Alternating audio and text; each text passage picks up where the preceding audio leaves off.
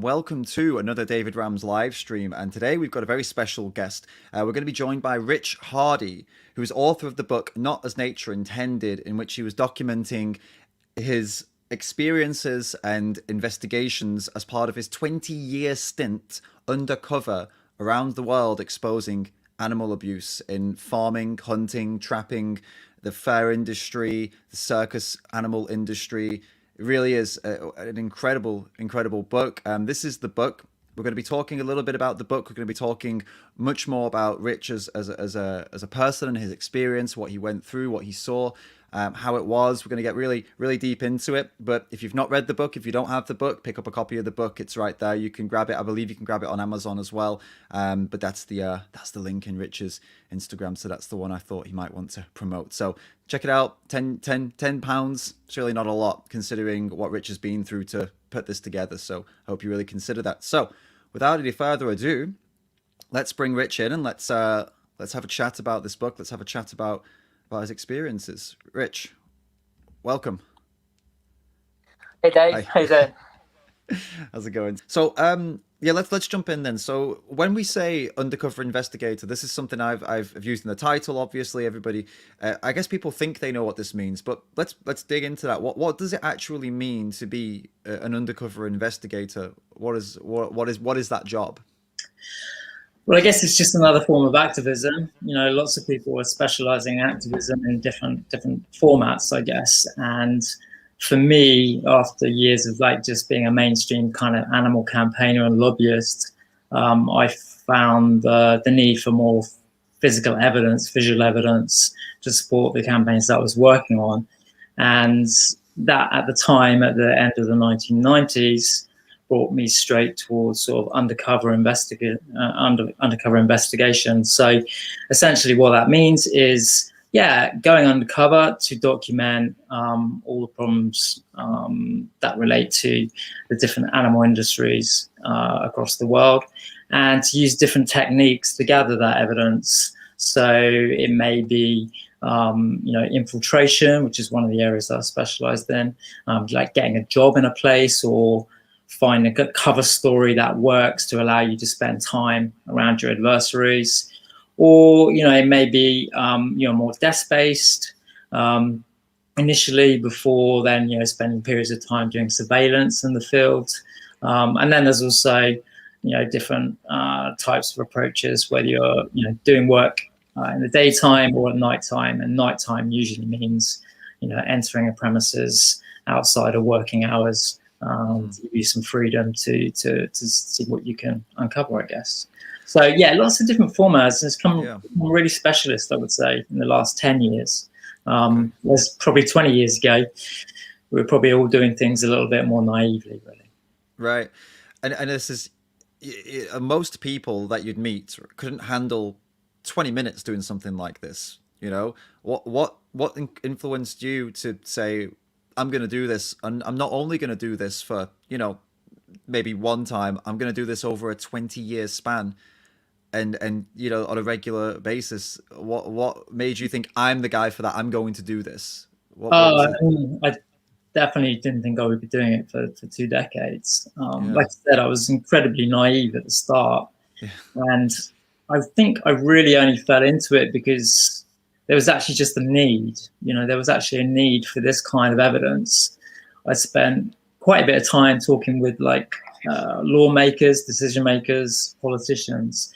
And what I was always coming up against was them saying to me, well, show me the evidence. Because all I could give them really was white, black text on white paper, scientific reports. There really wasn't a lot of, imagery or video evidence around to support the science. So it was out of necessity, and there wasn't a great deal of people sort of doing this work at the end of the 90s. There were definitely little pockets of people trying it and doing it. I just decided to do a bit of a U-turn, and 2 decades later, I found myself doing it. But definitely the first 20 minutes, you probably will know whether you can do it or not, I would say. Yeah, I bet. When you spoke there about gathering evidence and about trying to convince lawmakers, and this kind of springs to mind this idea of like we've all watched these movies, right, where people go undercover FBI. Like I actually watched one recently with Johnny Depp, where it was a true story. The guy, I can't remember the name of it now, but you probably know the movie. He goes undercover. He's got the wiretap, and it's based like a long time ago as well. So they didn't have the technology then to do like radios in the ear and tracking and things like that. You know, what was it like for you? Like with a secret microphones, secret cameras? Talk to us about the kind of technology, the kind of what you were using to get this documentation out over, you know, this period of time when technology was around, but let's say what maybe wasn't as advanced as well, it wasn't as advanced as it is now, right? So what kind of methods were you using?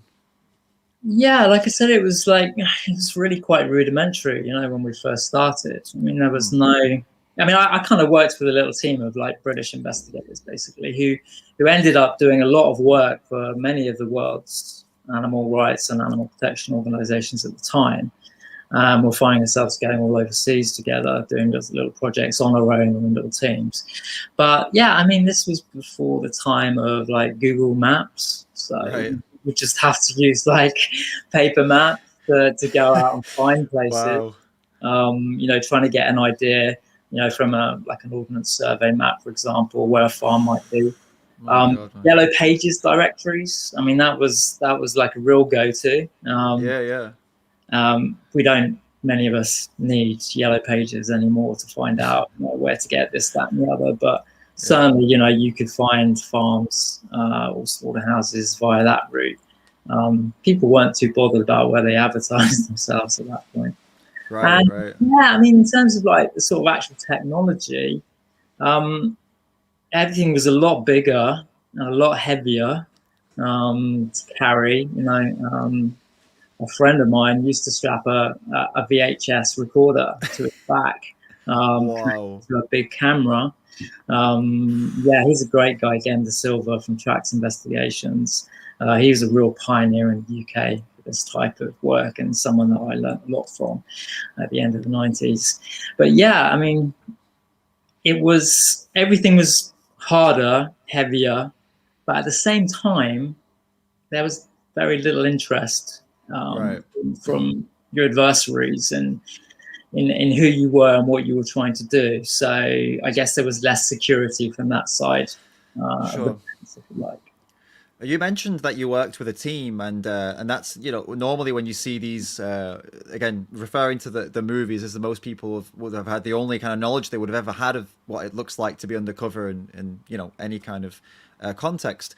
But in your case, it wasn't like you had that team that were right there with you. You can go back to the base and you connect with the team. You know, you meet people and then you go back in again. You were actually on your own for a lot of these investigations, weren't you? Like out there in the field, right? Yeah, so like I kind of mentioned earlier on, I kind of specialized in infiltration, which was, basically getting on the inside of an animal industry and spending long periods of time with those people. And those types of projects, you are working alone, although you do kind of like have a handler outside of the Okay. work. So someone, if you do have some trouble or you need some extra guidance, you can refer to, there's someone who knows where you are at any point of time. Okay. But yeah, the risks are perhaps a bit higher in that type of work. But again, it depends on the approach. There's so many different approaches investigators use now to, get themselves on the inside of animal industries. And some of those work better alone, some of them work better in teams. Okay. So, when you're working or planning an investigation, I guess you're looking at that point at the start, about your approach and what techniques you're going to use. So, but yeah, I mean, I have found myself working alone for long periods of time, and which has thrown up all kinds of sort of interesting subplots, if you like, from doing that. Yeah, I saw that you, in the book, you mentioned that you're somebody who's quite comfortable with in your own company. I imagine you would have to be really to be an expert, you know, a specialist in what's the, sorry, I forgot what the word I'm looking for is, infiltration. That's the one. To be like, you'd have to be, right. That's like a trait you need to have. Yeah, I think you have to be, very, very aware of your own sort of strengths and weaknesses, and I have just as many weaknesses as I do strengths, like most people. But I did like people generally for a start, and I think that helps with this sort of infiltration type work, where you are going to have to get close to people that are going to be doing bad things to animals, and that Right. that you are going to dislike, essentially. And you've got to be able to, I guess, be patient enough and have perseverance to spend time with these people over a long period of time. And that could last a few months, generally not much longer than that. Sure. And with this infiltration being your specialty, I in the book you go through a few different kind of characters you play whilst undercover. Could you give people a bit of an idea of the kind of people you were playing? Just maybe a few of these kind of characters. You almost played characters at points, didn't you? Because you completely had to change your personality. You had to change what you liked, disliked. Yeah, I mean, like I said, like investigation has sort of like really evolved over the past 2 decades from the sort of thing you might see in Okja, where you have like a group of animal rights activists sort of all like descending on a farm at one point in time in the middle of the night and freeing all the animals. And that's kind of what I think a lot of people maybe think about what's involved with sort of investigation, like the nighttime stuff, going in when the premise is closed. But that's not always the way it's done. And it's kind of one. I'm sorry. Remind me of the subject. I tend to do this. That's all right. So the idea, the when you're in getting into these, trying to get in basically and infiltrate the characters, like what kind of people were you trying to be in these? These characters? So cover stories. It's like one of the approaches that I use for a lot of investigations, and that could be, just trying to get employed as a worker, trying to find a way in to make these people want to engage with you. So, for example, like a buyer. Occasionally I would set up big businesses, with sort of big bank accounts to kind of give you a little bit more credibility. Other times, it would be, showing up at the circus and trying to find a way into it to become a circus trainer, and just being a quite sort of a complete novice.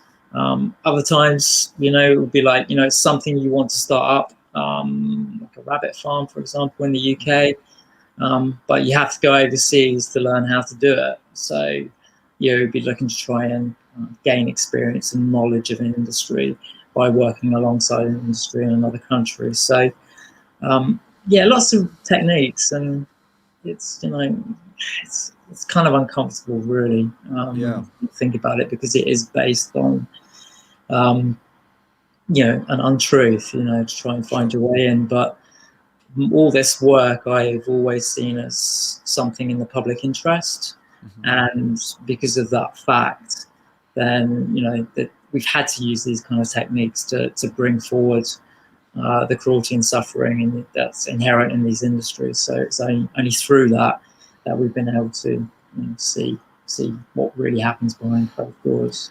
Absolutely. And although clearly it was tough, and I can imagine how tough it would be, it's definitely something you were good at. There was at least one occasion, you mentioned in your book, where a certain Lithuanian driver you came into contact with multiple times as different characters, you being a different character multiple times, and he didn't recognize you until eventually he did, right? Eventually, right, after a few times of. So you must have been doing an incredible job of playing these different, into these different characters for him not to recognize you whatsoever.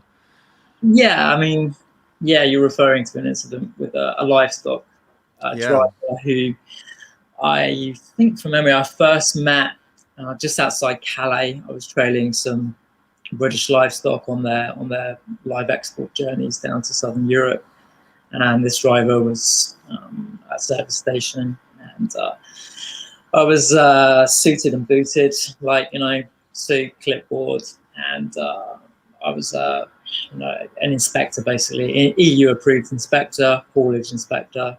and I was trying to get information on where the animals were going, or documentation by, sort of basically putting him on the spot to tell me, show me where his paperwork is in his truck, and so I can learn where the animals are going. And so yeah, he gave me all that information. Then I trailed him down to southern Spain, I think it was.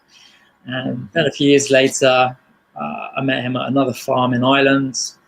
And that day I was like a bird watcher trying to find my way into following an owl, which went into a factory farm. So he didn't recognize me at all. And I've come across him a few times, and he's still not clicked who I am. But yeah, I mean, like I say, this is, as well as the challenges of doing this work emotionally and mentally and physically.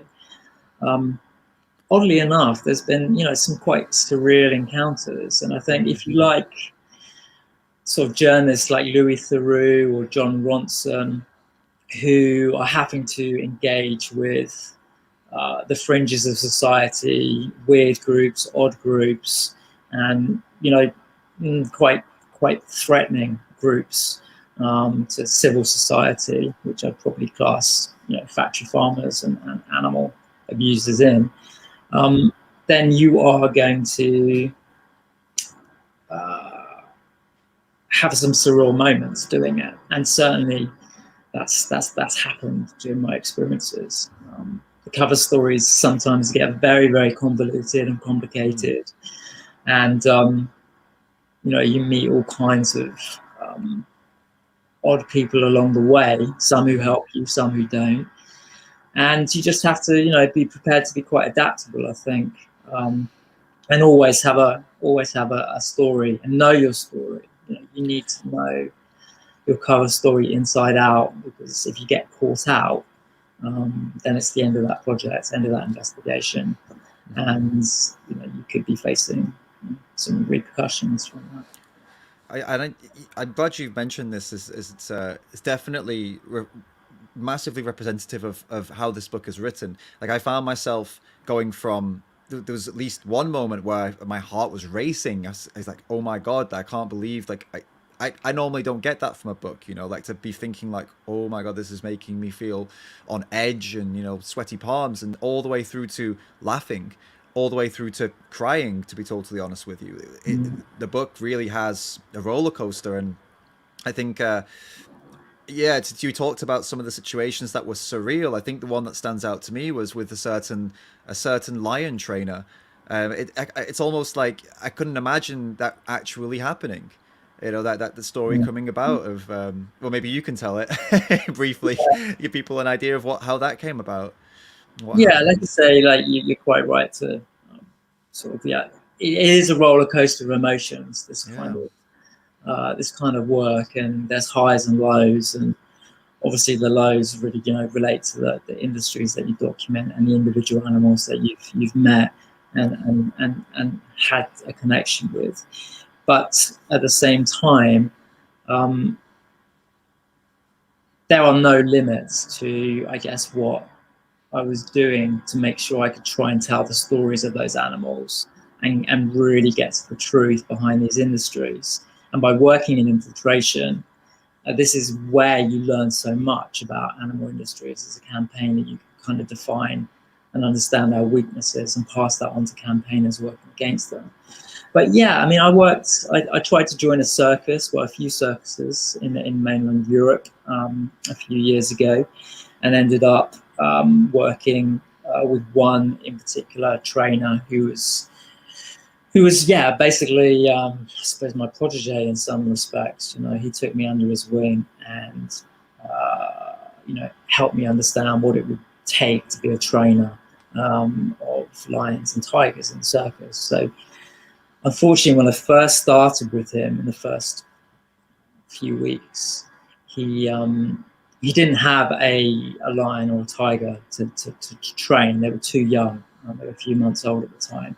And training doesn't start till about 5 months. So, but he decided to put me into the ring, the training ring, which is circular, wire metal cage that he trains the lions and tigers in. And he made me play the part of the tiger. And yeah, that meant basically sitting on a stool on all, four arms and legs, in crouch position, with him walking around the ring, with a baton, which had a little nasty hook in the bottom of it, which is one of the little tricks that they use, to get animals to conform to what they want them to do. And it was a very weird experience. I definitely felt like prey, and it was only broken up by a gendarme, a French policeman, who happened to enter at the back of the yard. Some local had seen, a neighbour had seen this going on and called the police, and it led to a very sort of embarrassing half an hour. And yeah, you have to be prepared for the unexpected, really. And like I said, it's a very surreal journey with highs and lows, and yeah, that's probably one of the lighter moments in the book. So. Yeah, absolutely. I think so as well. It's one of the more unexpected moments of the book. I mean, when you open a book about, with this nature, this is really not what you expect to come face to face with, to be honest with you. So it was one of the, it was a nice surprise of opening the book and finding that there were more than one moment like that actually. That I felt really helped to break the book up and not to. Because it's a difficult read, right? And it is really, really, and because it was a difficult experience. But these moments of surreal moments like this, and these almost funny, you kind of reading it, you kind of feel bad for laughing, but you're like, well, what else are you supposed to do? There's such crazy moments that happen to you over this period. Yeah, I mean, it's a dark subject matter, obviously, and if you want to really sort of get to. Yeah, we've all seen the investigation videos, that have come out by all the animal rights groups over the past decade or so, and we kind of become accustomed to what to expect from those videos. But I think by writing a book about this, you basically get the backstory to how these videos come about, and I think that's one of the interesting sort of aspects of the animal rights movement that is good to learn more from, and also for other campaigning issues and groups to sort of learn from. This I hope this book will sit in some kind of animal rights library at some point, and be used as a resource for others to kind of learn from. But yeah, definitely ups and downs, and I tried to include some lighter moments to obviously get the reader through to the end. And yeah, there's definitely been lighter moments. When you spend time with people, good or bad, you are going to have a full range of emotions. And certainly, I think this type of work lends itself to those kind of stories. One of the other moments that stood out to me as an unexpected, and more on the opposite side though, this was more of a heart racing moment actually that I want to bring up here. That one of the highlights for me of standout points for me was when you were in the car with a trapper, which we'll get into and explain what that is. But basically there was a guy showing you images on his camera that were horrific, and you were able to somehow take his memory card out, swap it out, get the footage, and put it back in again without the guy noticing. Yeah, it was incredible. So I spent a couple of winters in North America, infiltrating half a dozen or so different fur trapping groups and individuals across several different states. But there was one trapper in particular. He was a full-time trapper. He was very, very productive. Lots of his kills went into the international fur auctions, and very despicable man who lived a very normal life. On the flip side, which is one of the interesting things about our adversaries, what they do in public life and what they do in secret can be, the juxtaposition of the two can be huge. But I was wearing a hidden camera for the assignment, so I was gathering a lot of material through spending time shadowing him on his trap lines and working alongside him. But he would do a lot of fur trapping trips out of state, and he would go out to the Midwest, or down to the south of the US, and trap. And he would document this himself. And if I was able to get those images alongside the images that I would have a much bigger evidence base. And he flipped me his camera one day in the passenger seat of his truck as we were heading out to the trap line to check. And it was at a gas station, so he was going in to get some coffee and pay for his fuel and stuff. So he gave me the camera and told me to have a look through. And it was just, I had a spare SD card in my jacket pocket, and it was like, I need this material. And I was fumbling. It was cold, January, snow on the ground, and my hands were cold, and I was trying to get it open, the back of the camera, so I could switch mine with his, and then later switch them back. And I was all the time watching him at the register, chatting with the woman behind the kiosk, and still trying to get this SD card out. And then the door was opening, and he was walking across the forecourt, and I still hadn't got it out and swapped it over. It was right up to the last minute, and he opened the door, and I just got it safely into my jacket pocket, and put the camera back in the glove box, and took a coffee from him. And I had some more evidence. So you have to, I suppose, be opportunistic, when you're an investigator, I think. And it was a really sordid account of what he did to animals, and I'm glad I got it. But like I said, at the same time, it makes me feel uncomfortable with myself, having to operate like this to show people what happens. But it's probably a price worth paying. I think absolutely. I think anyone that does, I guess anyone that has to play someone that they're not and deceive people it's not going to particularly enjoy it. But if it's for a good cause, I mean, it's there's no question of whether it's moral or not. I mean, it's absolutely, like you said, it's well worth putting yourself through that if you can handle it, obviously. And but it's a challenge, and I'll tell you what, it's a challenge, deception, is because, like all things in life, there's good people that do bad things in some ways. And, certainly a lot of factory farmers that I met, aside from, what they did, you could easily, see them as your uncle or spend a day with them. They were, I suppose, people that had been sold an industry, probably, after the war, and told, if you want to farm, this is what you've got to do. You've got to cram animals into vast sheds or cages, and you've got to rear them, very quickly to get to the plate. And so much of, I think, what I discovered was, people like that had been, I guess, convinced that is what they would have to do to raise animals. And of course, it's wrong at every level. But for some people, they just can't see it.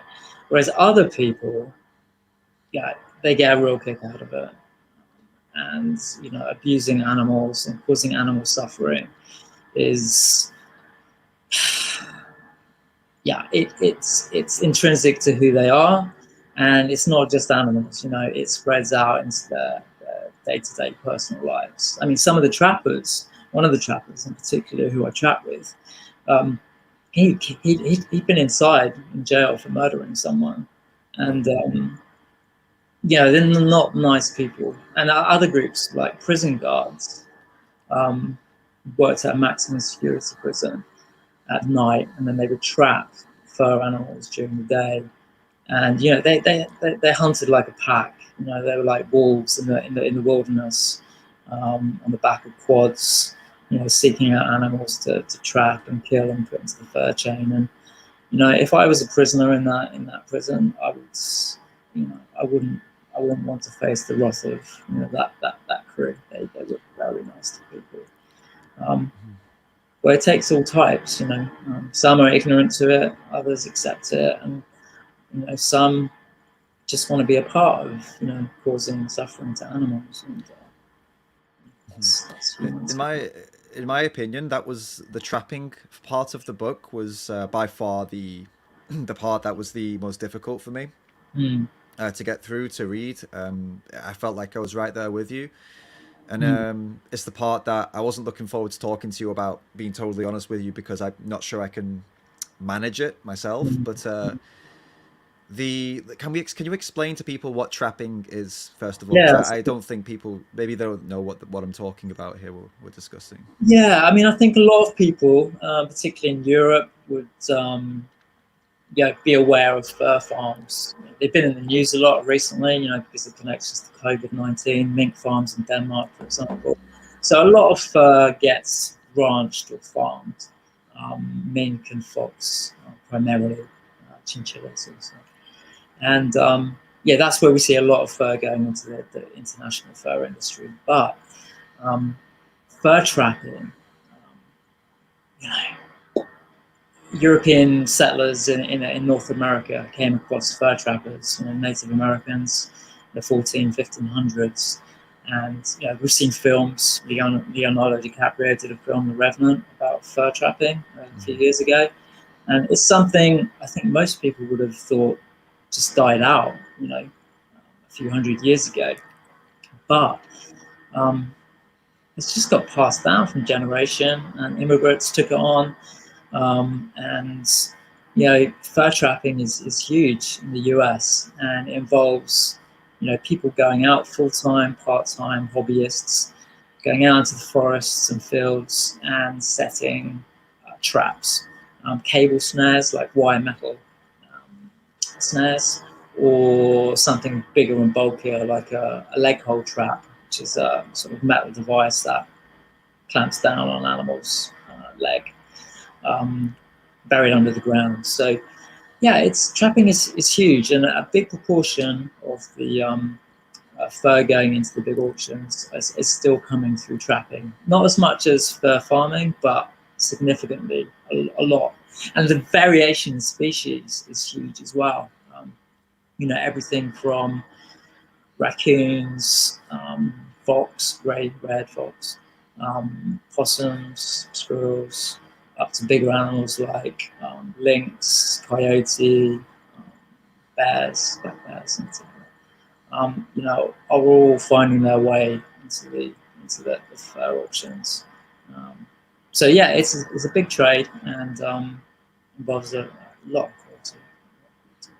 Yeah, and you were able to play the role of one of these, all these trying to learn about this, that was the role, right, for the infiltration, that you wanted to figure this out. You were the Brit who'd come over to try and learn, and this was the position you were in. But look, with the two core stories that stood out of the entire book were the two in this section, and I won't get into them because I don't think I can.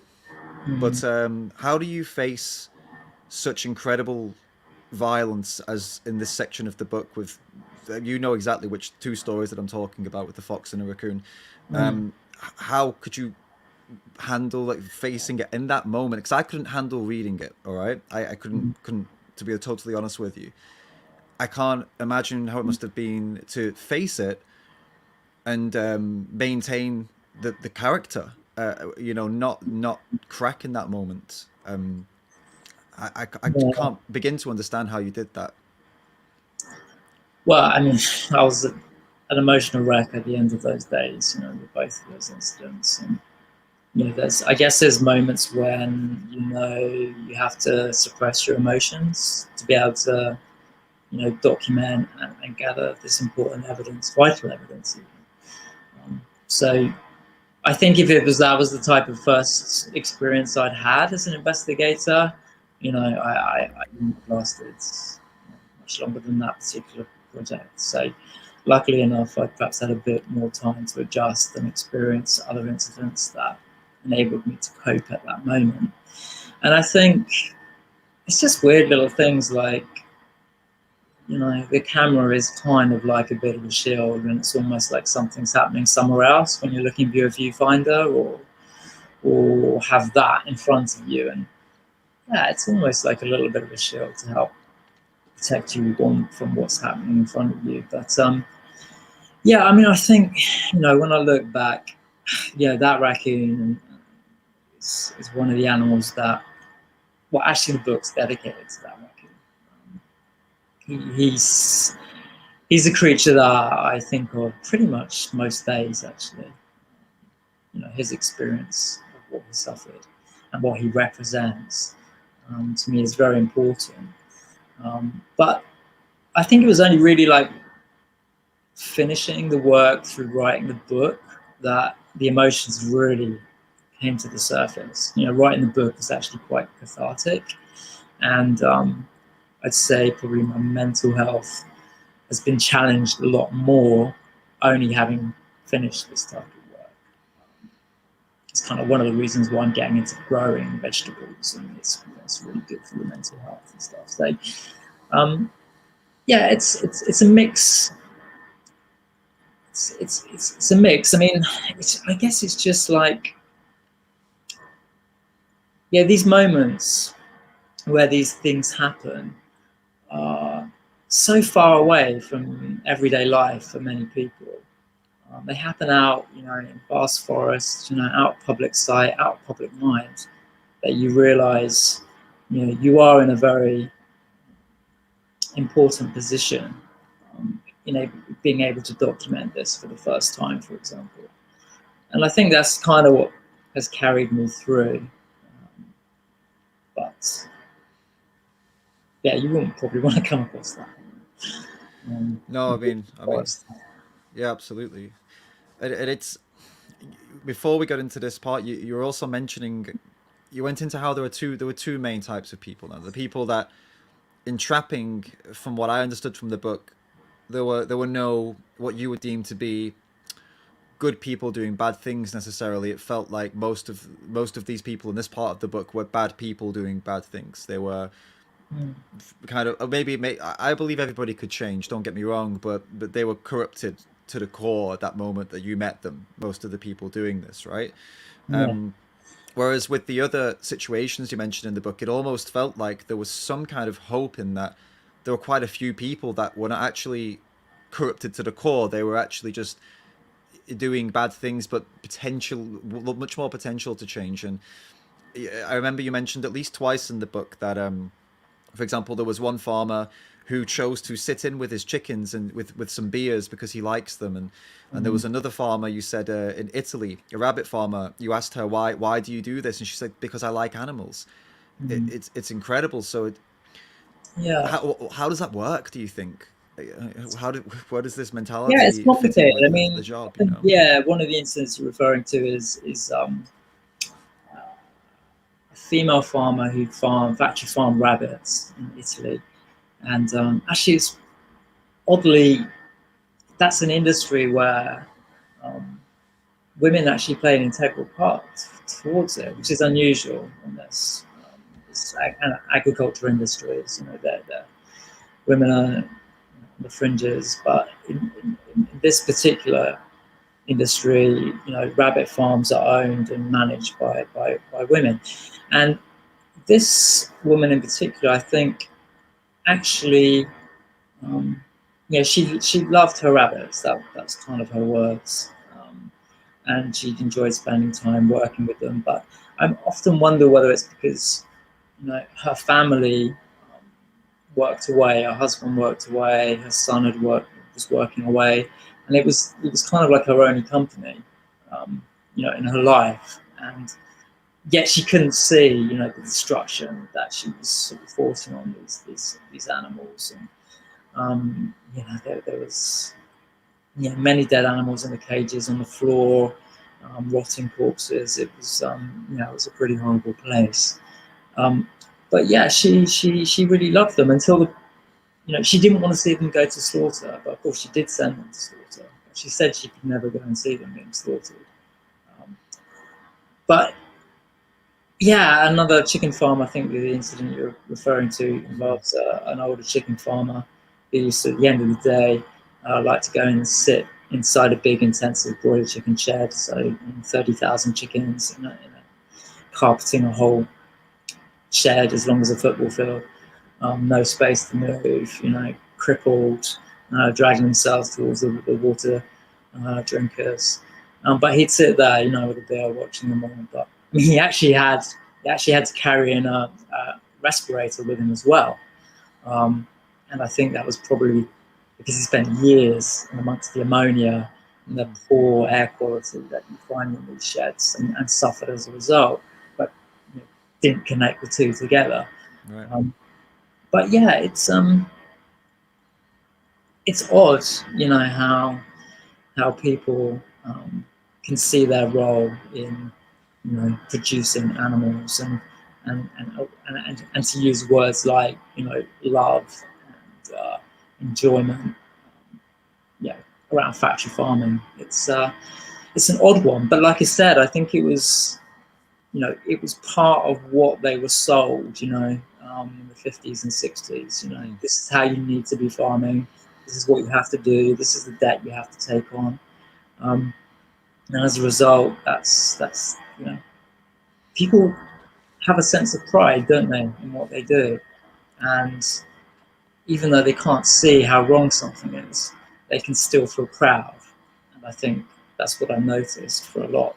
But the next generation, it's a different story, because many of the farms that I've been to in Europe, I've been around the younger members of the family, and a lot of those youngsters who are helping out on the farm, before they go to school on the weekend, are saying they don't want to take it on. They don't want to be part of this industry. And as I kind of wrapped up my investigative kind of career, that was definitely something I was noticing more of. People saying, "I don't want to have a role in this anymore. It's not right." So, there is going to be this issue, I think, for a lot of factory farmers, which tend to pass on farms to the family. There's going to be a hole there now, and I think that's going to have repercussions. Yeah, I would hope so. And the farms you're referring to, I mean, in this case, you were talking about the rabbit farms, but you're investigating the egg-laying hen farms, the broiler chicken farms. That means meat. The chickens being bred for their flesh. The pig farming, fur farming, and also the lesser known farming such as rabbit and quail, actually, which I had no idea were actually factory farmed. And also, of course, you investigated the reindeer farming as well. That was over the course of the book. That's pretty much all the farming you were investigating, right? Am I right? Yeah. And Yeah. and and do you see? I mean, apart from the reindeer farming, which is a completely separate topic, and I think needs to be discussed separately to the others because it's done in a very different way, right? It's not like literally in a factory farm kind Yeah. of barn or something like that. But for the other animals that were farmed in these ways, I feel like from reading the book, it didn't really feel like they differed that much. It felt like even though it was pigs, or if it was chickens, or if it was egg-laying hens, or if it was quails, the descriptions of walking into these places, it was always quite similar. It didn't seem like, like the way you describe, you walk in, you get faced with the heat, the flies, the ammonia. There's shit everywhere. They're injured. There's dead ones. It just felt like there's no let up. It's like, was that how it was? That basically every investigation was just constant. That's just constant, the same in every place. Yeah, I mean, it's absolutely relentless. The sights and sounds and smells of this type of industry, and they're all pretty much modelled on the same principle. Pack them in, stack them high, get them out. And that's what they do, and that's why animals are in just terrible living conditions. Suffering from disease and injuries, and facing an onslaught of antibiotics every day, just trying to keep them alive so they can reach the slaughter line. Antibiotics are widespread in factory farms because they couldn't do what they do without them. Because you're creating a hotbed of illness and sickness and disease. So they need antibiotics to help animals survive just long enough to kill them, and of course that isn't very long at all when you think about their natural lives. But I mean, all that sort of visual side of it, is definitely the same. And I think what I've experienced and what I've learned, the value I've added from doing this work has been, the human side that goes with it. And I think that's what I found really interesting and useful, because you do learn more about the people, you learn what makes them tick, you learn where their weaknesses are and where the industry's weaknesses are, and you kind of hear their backstories as well. And there's a lot of migrant, labour working in factory farms and slaughterhouses. Have got terrible lives. They've fled their home countries from, and the only work they can find are in these places, and it's not places many of them want to end up in, but you quickly become accustomed and attuned to working in a factory farm. If you're a worker and you survive the first day, you're going to stick at it. If you're in there the first day and you can't hack it, you won't be going back for sure. But many of them have no choice. I think all these things are really interesting factors that, as animal rights activists, we perhaps overlook a little bit. The human aspects, the migrants that are forced to work in these places, their personal stories. And if we can change the system, we change it for them as well.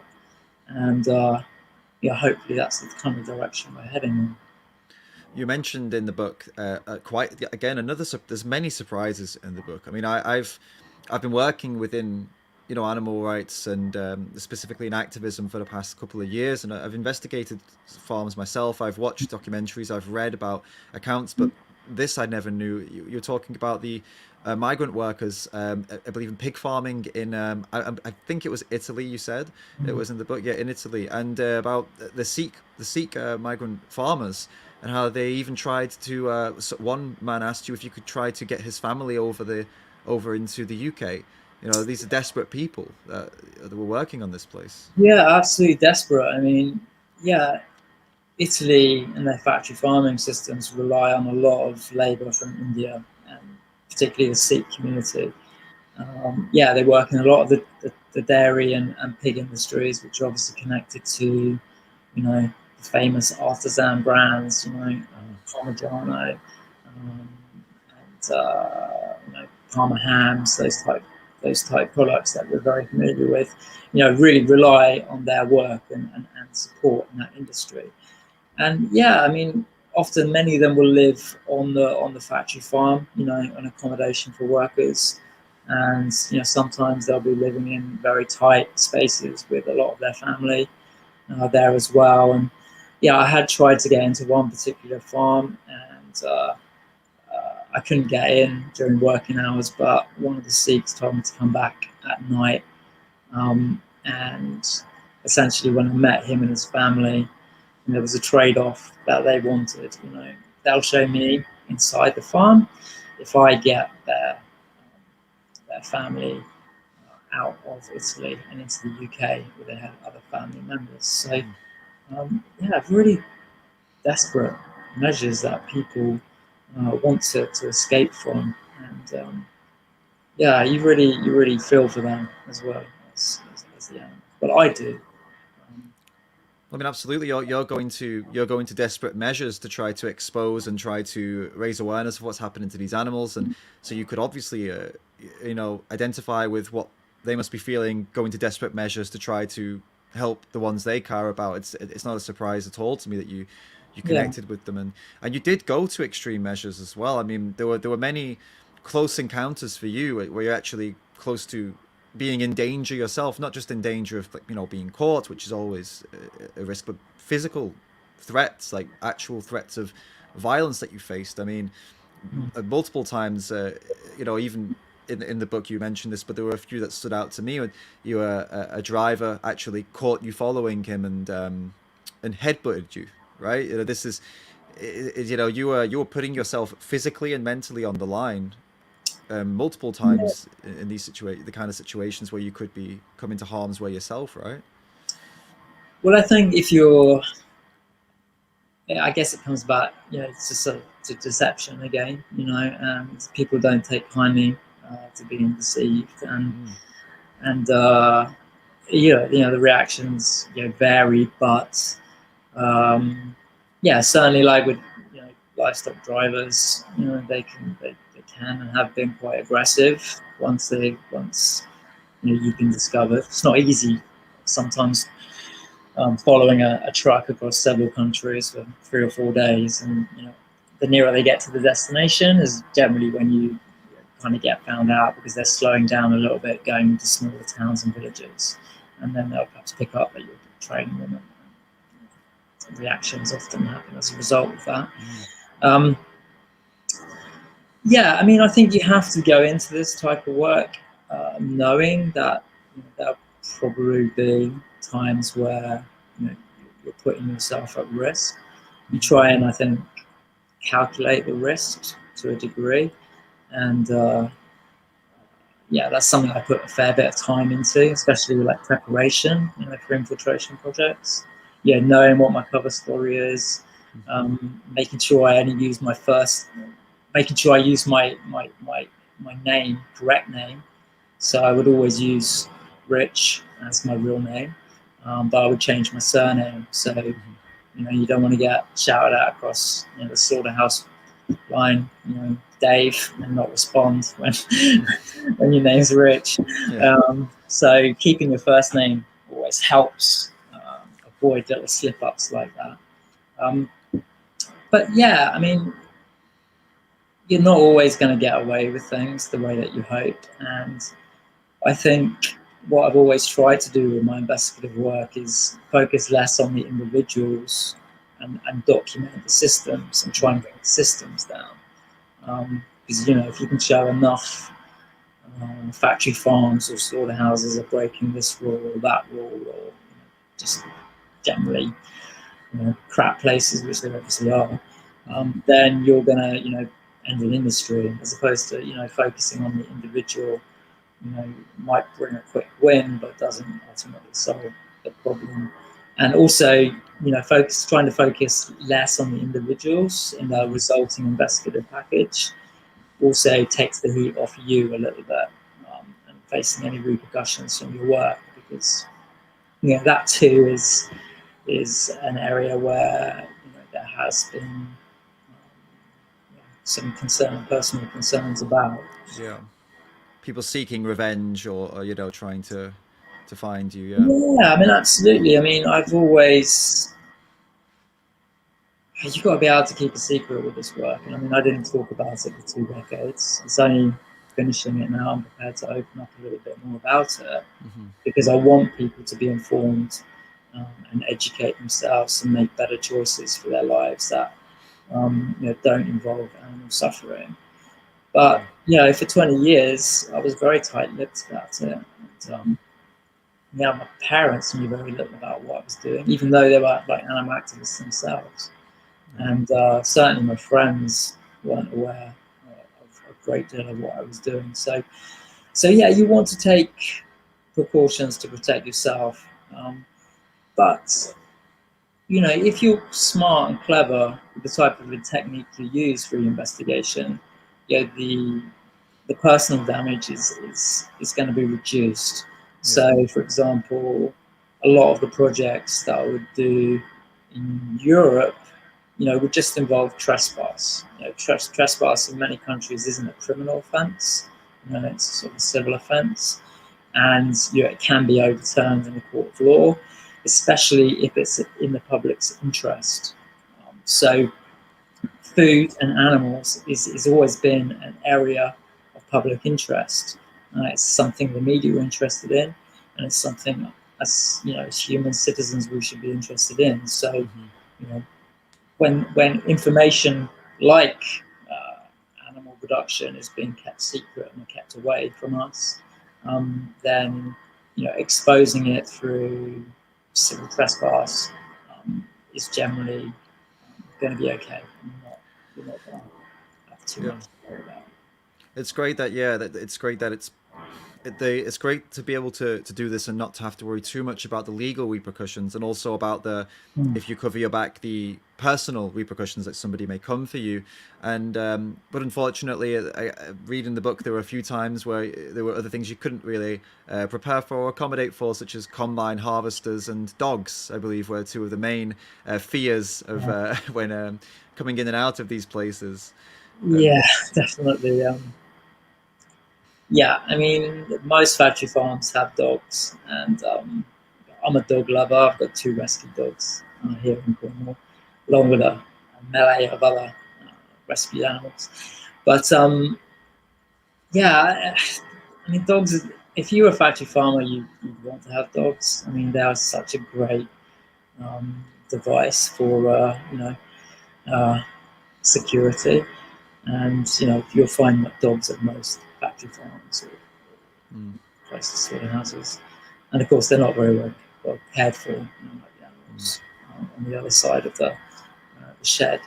But yeah, the way I tended to deal with dogs is dog chews, biscuits, making sure you've got a pocket full of biscuits before you go into the factory farm, and just trying to like spray them in the direction of any dog that approaches you. And most of them were absolutely lovely, and they just want to have fuss and love, and they probably don't get any of that, in the job that they have at these places. So yeah, they were great, but occasionally, there'll be one or two that you, you're not going to sort of win over with a yeah. biscuit. And yeah, it was at those times that you have to leave and try again another day. Um, but yeah, other things, yeah, like combine harvesters, especially if you're doing work at night in the summer. Factory farms are generally in the middle of rural areas, surrounded by pasture or growing crops. And unfortunately, yeah, one day I did escape into a field of corn and not realise there was a combine harvester, just about to start up in there, and the corn's way above me height wise, and the lights are like flying at you through the tops of the corn stands, and you can't quite make out where it is, and you're just thinking about, I remember that story of that guy who died sleeping in a cornfield that I read in the paper once, and thinking, oh, God. So yeah, there are moments like that. And like I said, I kind of put a fair few of those in the book to Yeah. keep people those lighter moments. Yeah, these anecdotes were definitely very. They did the job, yeah, definitely, we're glad.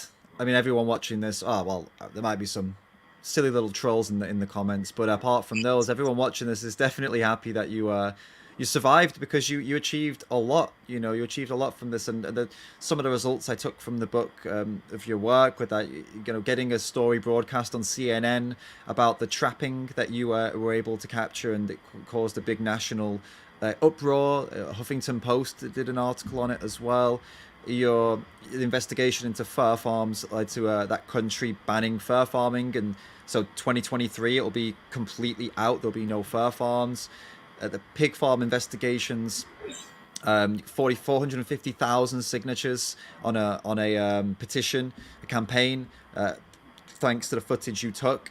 And also the point that really stood out to me, one of the biggest ones, biggest stories in the book, and also the results, was with the reindeer, because I actually, as an activist and somebody who's creating content myself, one of the main arguments that people come up with, even vegans come up with this argument, by the way, it's not just a exclusively non-vegan thing. They talk about indigenous people and how we should let them keep on doing what they do to animals, and that you shouldn't question it because it's somehow it's a problem. They say you shouldn't do that, it's colonialist and things like that. And your book, I believe, and the work you did helps to expose that as actually, no, it's actually, there is an industry here with in this case the Sami people, which are an indigenous tribe, that they have an industry, a profitable industry. They're using helicopters to find the reindeer, and this is nothing like this traditional thing that people are going on about and trying to make you feel bad about for trying to talk about veganism.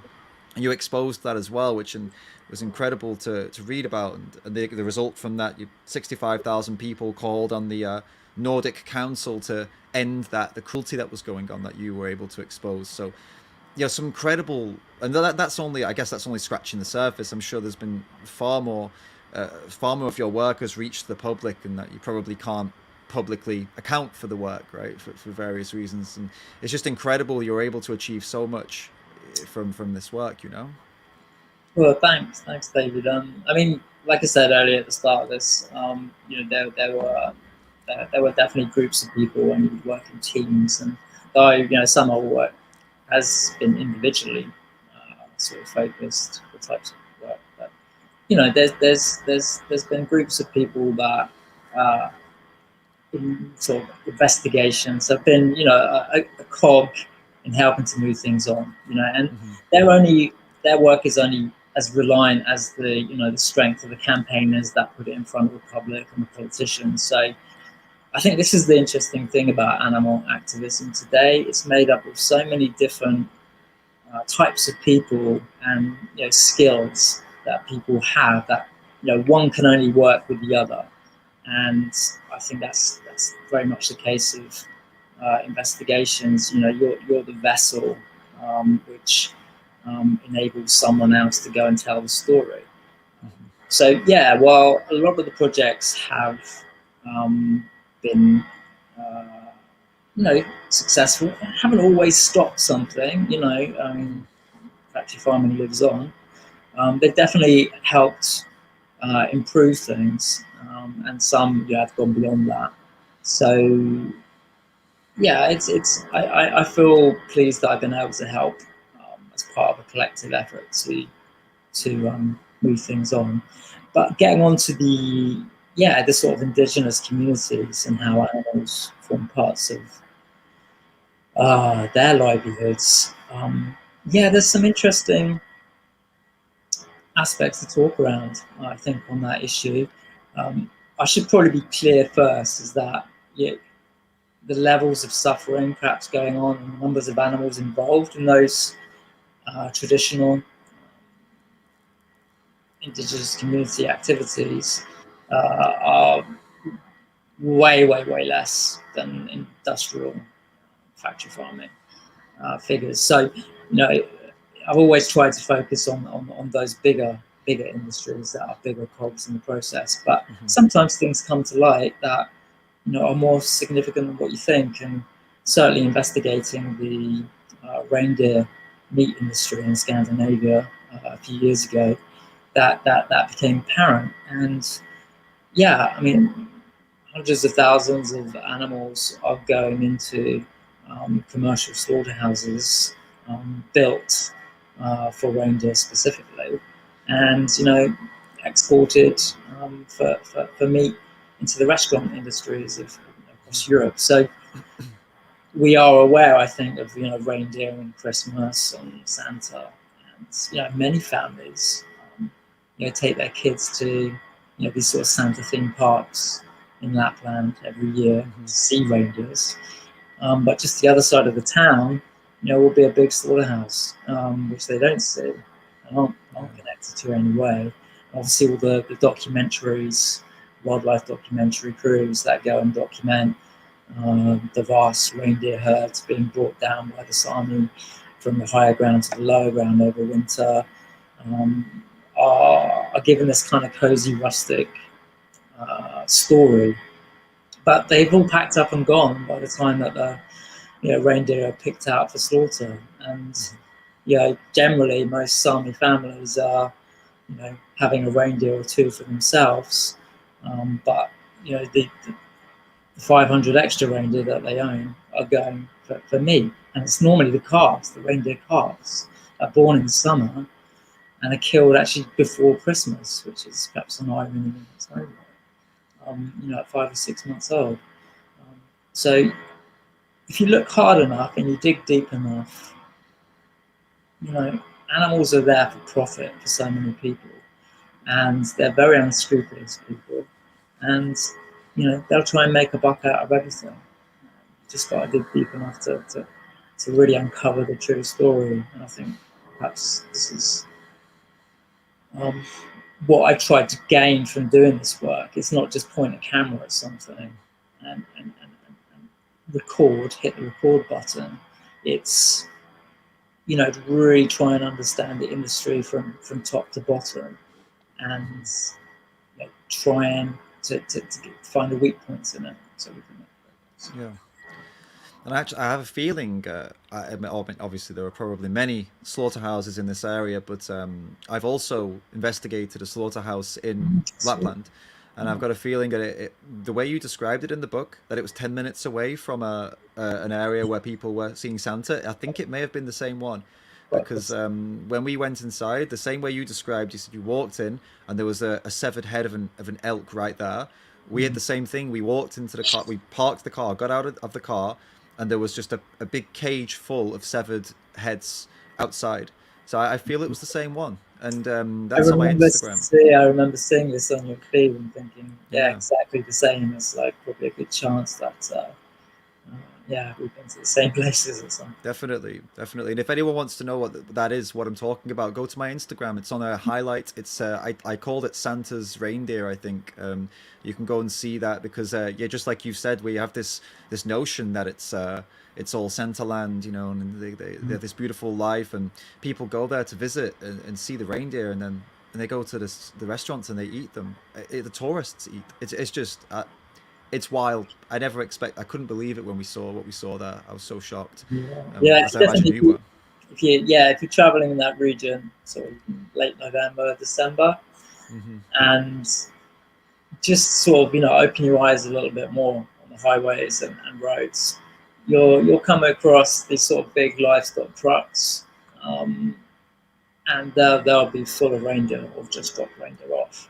And it's Hmm. like, I think anything animal industries and all the signs and sounds of them are actually all around us. We might not see them at the factory farm, but you know, we'll see those journeys that livestock are taking, you know, on the big trucks, you know, overnight during the night hours and Hmm. trying to get into the slaughterhouse for 4 or 5 in the morning.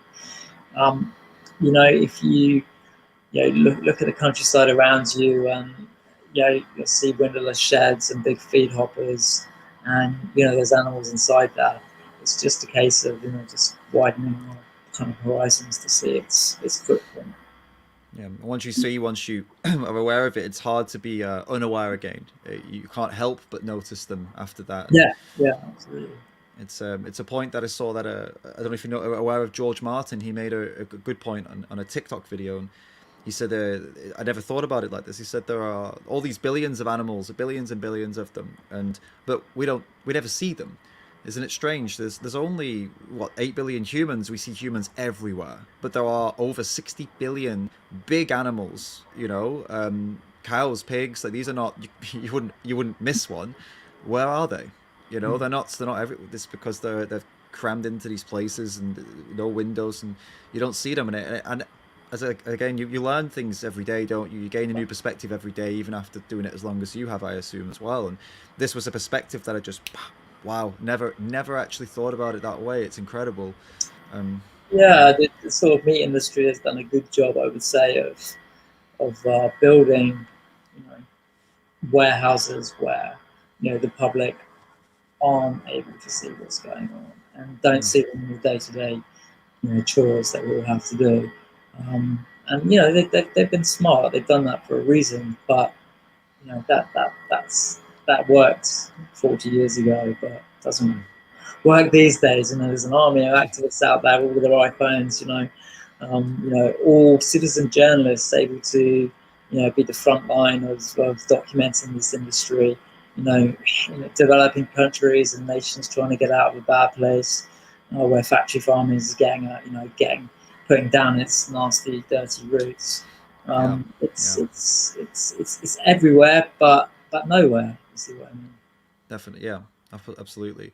And you mentioned with the achievements. You said that it still exists, and of course there's still some tangible results, and as you said, activists are still working, and we're still got a long way to go. But I would say if anything in the book, there are tangible results in the book, and you know, I appreciate your modesty, but I'd say probably there is something that we can't. There's not arguable as a tangible result of your work in this, and that would be meeting your wife whilst doing this work. So that's a tangible, 100% tangible result, I guess, if you would consider it that way. It's incredible that you would meet your future wife whilst doing such intense work, and Yeah, that would it's, work out. I think, well, issues, help us to connect with people, don't they? And it's not unusual, I think, for people with common interests to go closer and get more attached. And yeah, I was lucky enough to work alongside Prue, who was a campaigner in her own right for animals. She was working on exposing the live animal export industry in Europe, and as part of that work, she was involved with some of the investigative assignments I was doing into that industry. And you kind of you share those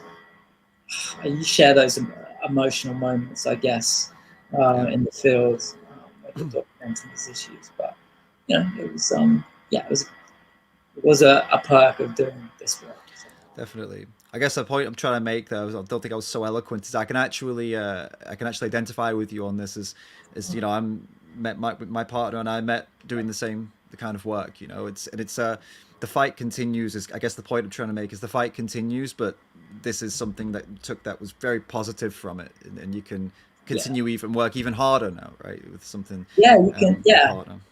I guess, but you've also got that counterbalance, haven't you? You've got a partner who kind of knows and understands you and looks out for you at the same time, and can share the lows and celebrate the highs with you, but Yeah. it can also keep a bit of a check on the sort of mental and physical well-being at the same Oh time. yeah. So, Yeah. that's Someone's tell you when to shut up and take a break. Which I need. yeah, I definitely need that. But, so let's talk a little bit more about the book specifically then, and how it's been received. Actually, I'm curious to know what has the response been from. Well, I know what it is from the animal rights community, but I'm more interested in the general outside of the animal rights community. How have you had anyone contact you and you know, kind of non animal rights related people or reviewers? You know. yeah. Well, I think what I've learned about writing a book um, in this area of Mm, animal activism is that um, where this book is having most impact is definitely with non-vegans, non-vegetarians, um, people that have until recently or continue to consume meat and dairy and fish products, who but were sort of had an area of curiosity, I guess, a sort of a sense of is this right? Should I be doing this? And it's actually these people that I think I've wanted to focus the book towards, um, because that's where we can achieve most by hmm getting people switched onto vegan diets and plant-based living. So I've been pleasantly surprised that's gone quite well. And actually, those people are connecting with the stories probably a bit more than vegans, actually, because I would say the vegan audience has enabled me to get to this point where I've been able to put out a book. And I'm incredibly thankful for that. They were the sort of engine that fired this project and got hmm it to where it was, where it's been published and available all over the world for others to learn from. But they're also going to find the stories a lot more emotional hmm because they're already connecting with animals and have a stronger sense of compassion, probably. Um, so yeah, it's a hard-hitting book, and I understand why you found aspects of it tough mm to get through. And you're not the only one, not the only one. But a lot of people have found that they've been able to learn so much more about these industries and what keeps them going and what kind of things you can do to make them weaker and undermine them. Mm-hmm. And I think, like, historically, it's really important to archive the animal rights movement. So I think it would be a useful measuring tool for that. Mm-hmm. But yeah, I haven't had too much animosity about it. I haven't had any sort of retribution from it. Mm-hmm. Many of these stories, are a few years old now, I think. Sure. Because, like I said, I focus mostly on industries as opposed to individuals in terms of like getting prosecutions and government legal changes. I'm less likely to be a target now than perhaps what I was 5 or so years ago. Mm. But yeah, it's got some great support. You know, some of the usual suspects that support the animal rights movement, like people like Moby and Yeah. Joanna Lumley and various politicians and journalists have sort of given their support towards it, which has helped carry it forward. But it's like I said, it was a result of the vegan community coming together to help me be able to do this. Yeah. So it's a collective effort, I would say.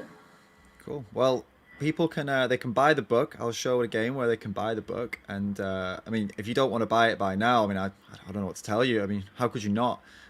So definitely definitely consider picking it up. It's there. You can check it out. It's I'll put the a link also in the description. You'll be able to check that out there. But yeah, if you just do a little Google search, not as nature intended, and buy it from wherever you feel, wherever your country sells it, basically. But this is in the UK. But Amazon, it's on Amazon, right? I saw it on Amazon a while Yeah, ago. it's So pretty much, I think, probably the best deal like worldwide at the moment. hmm. It's free worldwide delivery. It's through Book Depository. Okay, So yeah, that helps. I should also great. say that I wrote the book to also like support the little micro sanctuary that I've got here in Cornwall. Okay, Gone through. And so yeah, sales from the book go to providing like the care for the residents here at the micro sanctuary. So we've got hens and ducks and dogs and cats that have all come out of factory farms and slaughterhouses and shelters.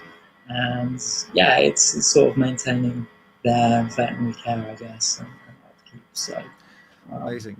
yeah, It's an amazing. It's a great like full circle. It's a really well, it's nice kind been of. really nice. This has actually been one of the really nice things about actually moving away from documentation. And the hardest thing of this work is, leaving a place, Hmm. leaving behind what you've seen, for certain animals or all animals. Um, and that was always a very tough thing to do, and something I felt some guilt about. But being in a place now where I can, I've got a little bit of land, can offer, a full, happy, natural life for animals that wouldn't normally have got it, is like really, really rewarding. And I like that factory farmer, the chicken farmer. I happily sit with the chickens in the evening with a beer in the deck chair. But unfortunately, I don't have to have a respirator next to me to Yeah, keep breathing. But yeah. it's a sense of satisfaction. Micro sanctuary, just spinning off a little bit from it, is actually a really nice movement. There's Hmm. actually a dedicated movement called the Micro Sanctuary Movement, based in the US, but they support people all over the world, and they offer support to small animal sanctuaries that they don't want to become big operations. They kind of like, the setup is that you have enough and bring in enough to maintain and care for the number of residents that you've got, and you're not going to face too many external pressures that's going to affect their care in some way in the future. So you're kind of just able to support the number of rescues based on your kind of work and living, I guess. So yeah, it's a good little movement, and I mean, obviously the mental well-being that comes from having animals in your life is right up there on the Richter Definitely. scale of happiness. So yeah. That actually is great to lead on to the Q&A, because the first question we've got is actually about exactly that, about the kind of how to uh, kind of mental health actually. So we'll do a Q&A now. If you haven't already sent a question, the link in the pinned comment is where to send the question, or use the super chat. These are the only two ways you're going to be able to ask a question, as I'm not going to be paying much attention to the chat. All right, so use the super chat so I can see it, or use the link in the pinned comment. There are already a few questions, by the way, so and we'll be going for maybe 30 minutes. All right, so try and get your questions in soon. So the first question is actually a super chat by the user Trash Carcass, which is a I still don't understand why. Sorry, I don't understand why you use that username. It's a really never explained it to me. But has Rich had to get any therapy or support, or experienced PTSD that has been addressed, and how have you coped over the years currently? So that directly links to what you were just saying about the micro sanctuary and caring for animals, actually, which is why it was a kind of nice connection. But yeah, Yeah, definitely. I think if you're interested in getting involved in undercover investigation as a way of, you know, being an activist, if you're involved, and I suggest you only really try and do it through an established, animal rights group with a investigations unit in house to give you all the support you need to do this work. I think that side of it is covered a lot more now in the last few years. Probably 5, 10, 15 years ago, no one had probably heard of PTSD in relation to animal activism. But yeah, it's definitely a part of the activist movement right now, and it's much better supported, like I said, than what it has been in the past.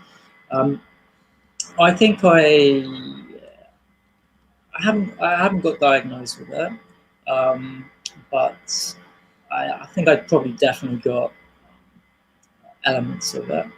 Um, had a little bit of counselling when I finished, and like I said, I've tried to um, push myself into sort of a new way of campaigning, where I'm trying to be more on the solution side of things. So, starting a vegan farm in Cornwall.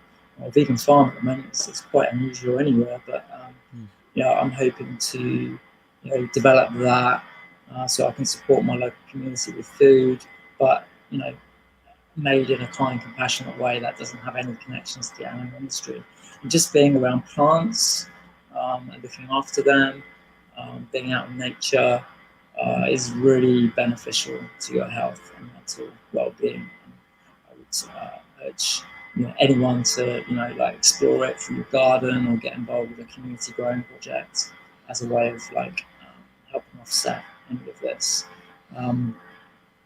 The book, definitely writing the book, brought it to the surface, and I probably had kept a bit of a lid on it. But just knowing the book's out there and people reading it and learning from it and getting something from it, it's helping as well, I think, because it shows it's been a worthwhile project, and that makes me happy.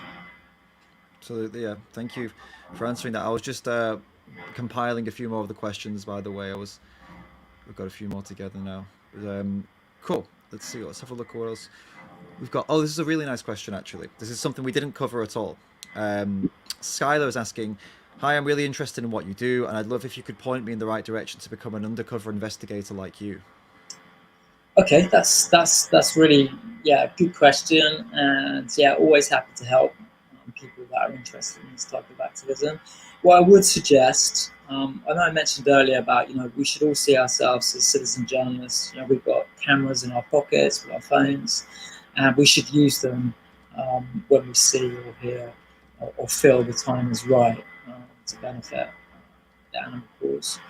However, if you really want to sort of put a few years into this and don't feel compelled that you have to, there's so many things you can do as an activist that complements this work, or helps animals in another way. But I would say really try and do it through an established animal rights organisation that has dedicated investigation units, and there's quite a few of them now that do. Who have all everything that you need to learn and do this work safely, or as safely as you possibly can do this work. So, check in with like groups like Mercy for Animals in the US, Animal Quality in the US and Europe, um, Open Cages operate across Europe as well. They're all groups that Viva in the UK will do that too. They're all groups that have put time into thinking about this, not just from what they want as an organisation, but to also support the needs of the individuals doing it. I would do that, and also I would say never work alone until you have a bit more experience.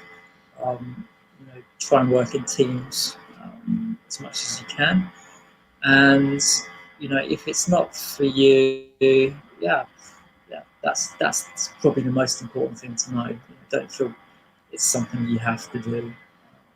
But if you've got skills that you think, if you're inquisitive, you've got a good visual eye, if you're good at storytelling, you're good at sifting through numbers and data and research, have like patience, then they're the kind of attributes that would probably make you a good investigator. Perfect, thank you. Really elaborate and really a lot of detail in that answer. I think it's a really somebody looking to do this now has got a pretty clear idea of whether they could do it or not. I think that's kind of I think it's important to give as much info as possible on that. Yeah, definitely. Yeah. This is a good question. This is actually I wanted to get into this a little bit into the in the interview, but I'm glad this has been asked. And Altab is asking, how life-threatening is it when people get to know you're trying to expose them? Now, I remember a part of the book that really stands out to me as to answer this question is when you were infiltrating the live export of sheep in Bahrain, and you got caught by the people you were pretending to be. And that would be considered maybe as a potentially life-threatening moment, right? Yeah, I mean, I'm not sure life-threatening. It's hard. I guess you're only you're never going to know whether something's life-threatening, are you? Yeah, sure. Unless you die, then you don't know. So, risk is definitely something that's intrinsic to a lot of this work, and managing that risk is something you have to think carefully about. Yeah, that was a car chase across Bahrain, where I was trying to escape to the airport, followed by the livestock industry representatives from Australia, and discovered, and things weren't going too well. Obviously, always try and reduce the likelihood of abuse, physical abuse, or whatever. When the occasion happens, by trying to stay calm and not escalate the situation in any way. Never get violent. If you can, try and get the police involved as soon as possible. They're your friends at moments like that. It might seem that way, but definitely is the case that they are the people you want to reach out to in that case. But yeah, generally there's risk. I think life-threatening. There's perhaps a handful of occasions where I've felt some threats. It's probably like knowing things about certain people, like that trapper I mentioned earlier. Who I was trapping with, who had killed someone in an earlier life. So that there's always the potential that people that are cruel to animals have at some stage, or will at some stage, have a good chance of being cruel to people as well. So I guess you have to be mindful of that. Yeah. So yeah, I would say day to day, it doesn't get anywhere near that kind of level. But I think you just have to be aware that the threats are going to come from. You might have to give evidence in court in front of your perpetrators. You may face uncomfortable situations inside Slaughterhouses or farms, you may get discovered with a hidden camera in a shirt, for example. But like I said, try and get the police involved straight away. Most big businesses aren't going to resort to something that's going to put your health and safety. But it's those moments where you're with individuals, in the wilderness, where you don't have access to help. That's the moments that you perhaps feel most worried about. Sure. Yeah. It's more like the individuals that were more likely to go outside of the law as opposed to a massive business that will most likely not do that, right? I get it. Yeah, I get it. Kind of loose cannons kind of thing. Yeah. Let's take a look. I had a question lined up now. This is it. Yeah. So Dave is asking a question that again I wanted to get into. He says, "Isn't the abuse Richard is highlighting the minority case? I've lived and worked on farms where the animals are truly loved. I'm going to put this loved because they're not. Aren't there a lot more loved animals slaughtered and consumed? I guess as opposed to the stories that you're telling. I guess that's what this person's trying to ask." I kind of get, Dave, your sentiment there. I've definitely seen farmers who love and care for their animals, but perhaps just within the framework that they've been given, and not really thinking more about the framework. If you put, okay, you can feed and give water to an animal and check on it every day, but if it's in a cage and it can't, spread its wings or move around or carry out any natural behaviours, that might not be visible to the farmer, but you still feel like you're doing a good job in looking after the welfare of that animal. I think there's a lot of farmers like that. I think I'm not really highlighting the minority of cases because I think a lot of those type of farmers are generally the kind of smaller farms. They're not based on the factory farming models. Maybe like the dairy industry would be one example of that, where farmers have generally had small herds, kept them outside most of the year, give them names. But that industry is changing massively. They're all indoors, or moving towards indoor production. Big scales. So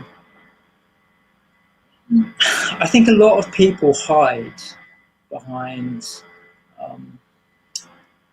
the systems that they're using and thinking that they're beneficial in some way to the animals, where really they're denying everything that the animal would normally do in nature. And taking that away from an animal is one of the biggest sins I think you can do. So I think also by documenting, like I said, I don't tend to focus on individuals. Obviously, there's lots of individuals involved in the investigations I do, but I've generally, focused on getting enough individuals together, 30, 40, 50 of them, to show that this is representative of an industry. And, when you find bad apples in most of those farms, it's hard to say, it's hard to say that, they're not all causing problems. But yeah, I mean, I kind of get what you're saying, and I wouldn't want to paint the picture that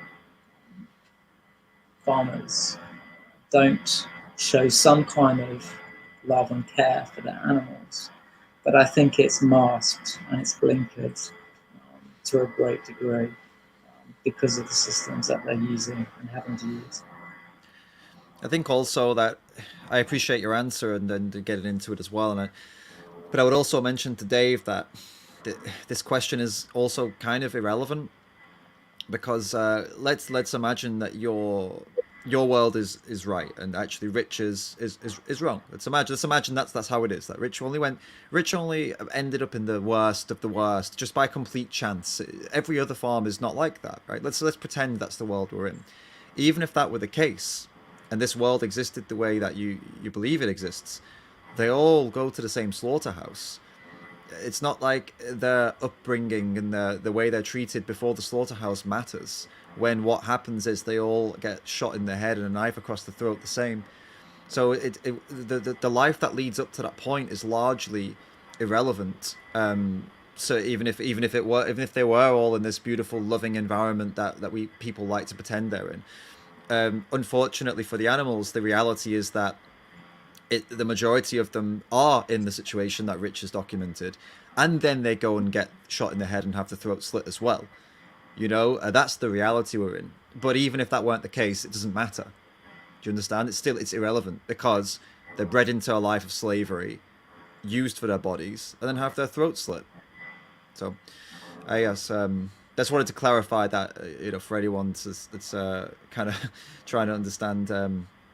I don't know, for anyone that wants to know how to kind of combat that, I suppose, when people say this kind of thing to you, that you can answer the question as Rich has done, and Rich answered it perfectly well, but you can also just tell them it's not even a relevant question because of the reasons I've just said. So you've got two ways of going about it, really, to get into this, I would say.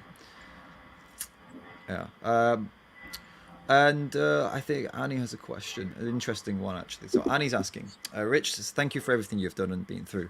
How has all of this undercover work affected your personal life and relationships? That's a good question, because we've asked about your relationships with the people you were trying to infiltrate, but actually not so much about your home life.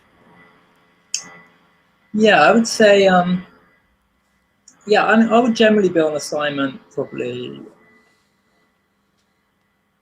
7 or 8 times a year, in a different country, and I've done over 100 assignments in 30 countries for, I think, 25 different organizations. So yeah, it's been a lot of overseas travel, a lot of time away from home. And yes, I think it probably has had an impact on some of my past relationships. Um, but I think, I've been quite lucky in a way. I've always been brought up around vegans. My family were all vegan. I was brought up as a kid as vegetarian and vegan. By my early teens, I was vegan, and I didn't have to have all those challenges that a lot of vegans are finding now. Living amongst loved ones and families with their ethics. I've never had to worry about that at all. But obviously, I like I said earlier, I didn't share everything with them because you don't want to put your loved ones, in a place where they have to worry about you unnecessarily. And like I said, I was very careful about, planning, planning investigations and operations, and knowing when to stop. I always tried to. I never tried to try and get more than I needed. If I sensed there was an opportunity, knowing when to stop is always quite important. That helps you keep perspective. You tend not to go too crazy that way. So yeah, I mean, it's definitely had an impact on me. I mean, I mentioned that earlier. Yeah. I think my sort of well-being was affected by it, and I think I'm still thinking about a raccoon 12 years later on a daily basis.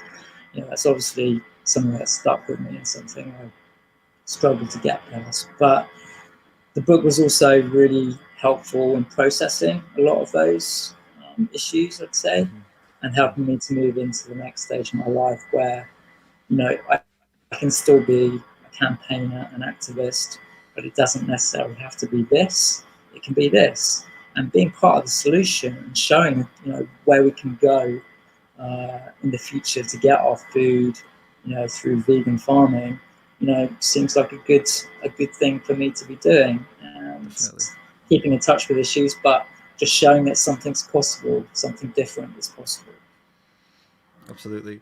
I think your life now and how you're living at the moment is definitely, I think, for myself and Annie, my partner, I think it's like what we hope to be doing at some point in the future. I think it's something I think we aspire to do. So after we've, hopefully we'll do this for another 10, 15 years like you did, and do so much more important work, and then kind of retire, if you will, in the same way you have. I think it's probably the best way to retire and still keep working. It's like you're still doing the work, but just not in the same way. To recover from all of that violence, and I think yeah. you should only, with activism, I think really you should only, uh, you don't have to dedicate your life to it. Certainly not. You can, do little bits here and there, where it fits in, where that you can kind of keep things in check and not overstretch yourself. I think when you do so much and it's so intensive, and it starts escalating into like hatred and loathing, that's when I think perspective's been swung a little bit too far in the wrong direction. So bring it back a notch, dial it back a little bit.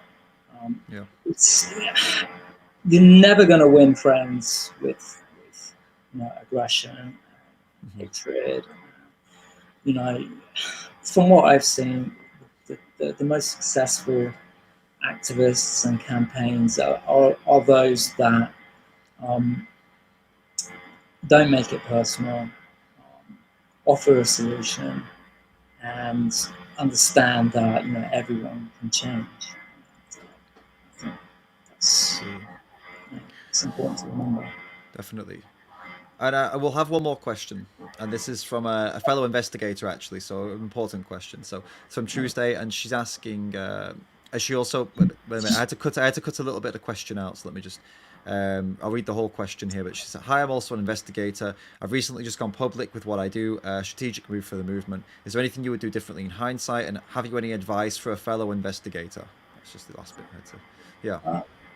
That's great that you've been able to do this work Tuesday. And I guess from going public with I can see why you've done it, a strategic move for the movement. So, it's actually the storytelling behind the investigation, which I think is, really adding value. Investigators in the past perhaps have never been able to do that, but are now recognizing and being supported by the organizations to tell their stories from the darkness, if you like, to help add more and move things on. So I imagine that's perhaps what happened. Is there anything I would do in hindsight? Yeah, definitely. Like I said, probably early on, I probably ended up spending too much time at a particular place and getting caught out and or losing evidence, by staying on too long. So I would definitely, like I said earlier, is knowing when to stop, not being too greedy.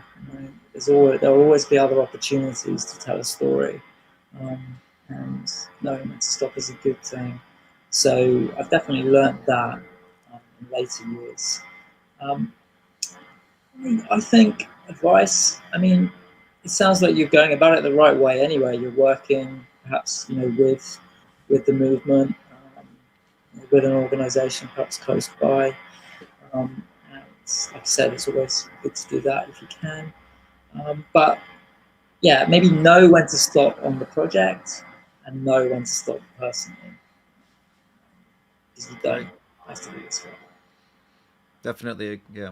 From personal experience, I can tell you I've made that mistake, and cost us some serious, time and footage from doing something too quickly, getting caught with your emotions, and oh, let's do this thing, and then you end up messing up the whole thing. And without giving away too many details, I understand what you're trying to say. Basically, it's tough to know when to stop or when to not do something, and yeah, definitely. Well, look, this has been incredibly eye-opening for me, even more so than reading the book, and it was even more eye-opening to have you here and talk. And I hope people watching have learned a lot today as well, and I hope you'll pick up the book from, as I said, from wherever you can get it. Rich, you were saying the international page. What was the name of that you said? Yeah, there's yeah, like you can get it through Waterstones, the bookshop, Okay. Most international, any good Most good bookshop will most have it. booksellers, right?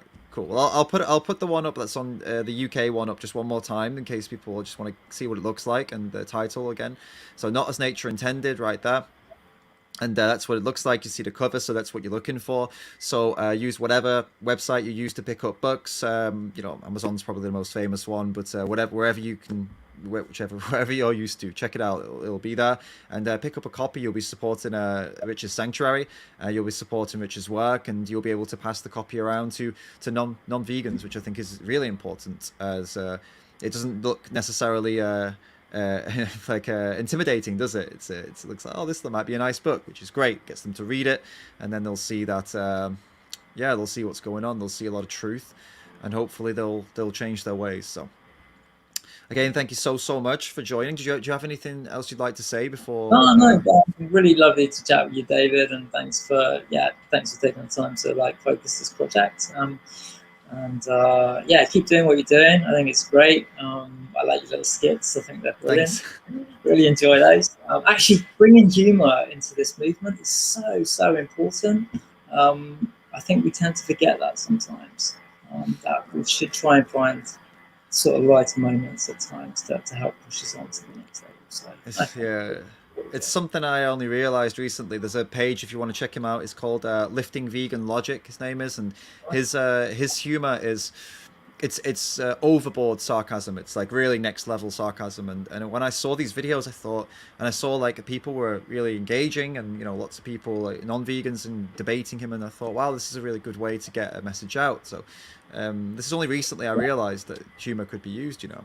Yeah, I mean, also proving that vegans have a sense of humor. Quite a good thing to show off. It's like normal people. Yeah, Yes, exactly. Totally. We need more. Yeah, definitely. It's an argument for kind of lifestyle influencers as well as activists, because we need to be shown to be normal as well as radical. Right? We can't have it all radical. People are going to look at us like we're radicals, no one usually accepted. That's why it's called being radical. Exactly. So thanks so much. If you want to wait in the backstage for a few minutes, and I'll just do the outro. We'll have a quick chat. Is that cool? Okay. Awesome. All right, cool. Thanks so much. Oh, thanks so much. I cut you off. Thanks. All right. Yeah, thank you so much, everybody, for checking this out. I really hope you enjoyed the interview with Rich. As I said, one more time, pick up his book, guys. You're not going to regret it. It's a fantastic book, and also if you don't really like reading, like I'm not really a big reader, it's not long. It's a really short book. You can get through it easily, and if you're a good reader, you'll get through it in a day if that's what you're into. For me, it only took me a few days, and I'm not even a big reader. All right, so check it out seriously.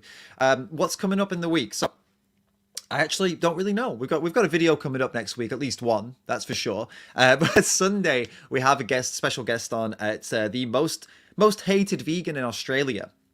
I announced who that is yesterday, but if you weren't there, then tough shit. You're gonna have to guess who it is, and she's coming on. I gave away the sex of the person. Now you definitely know who it is. But anyway, she's gonna come on Sunday, and really excited for that, to get into a little bit about what she's been up to and the hatred she's been receiving in Australia and why she's been receiving it. And it's definitely gonna be a really nice live stream, really nice interview, and it won't be a 10-hour live stream. It'll be more like this one, more like closer to 2. We're not going to do another 10-hour one for a while, but the next 10-hour one is already in the books, by the way. I know what I'm going to do, and I'm not going to tell you yet. So see you all during the week, and then if not in the week video, I'll see you all in the Face the Facts Friday news report, the vegan news roundup, and next Sunday's live stream interview with Australia's most hated vegan. Thank you so much. Oh, one more thing. Don't forget, patreon.com/David Rams. If you like what you see, if you enjoy these videos, help me make more by joining the team. Patreon.com/David Rams. Check the description, check the link in the pinned comment. See you all in the next video.